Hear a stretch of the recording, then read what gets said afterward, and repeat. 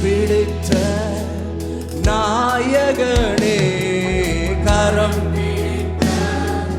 நாயகனே, என்னை கைவிடாத தூயவரே, என்னை கைவிடாத.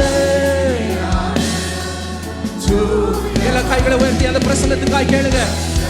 ஓ பிரசன்னம், தேவ பிரசன்னம், உம்முடைய பிரசன்னம் எங்களுக்கு தேவை. பிரசன்னம், தேவ பிரசன்னம், இன்னும் உம்மை அறியணுமே.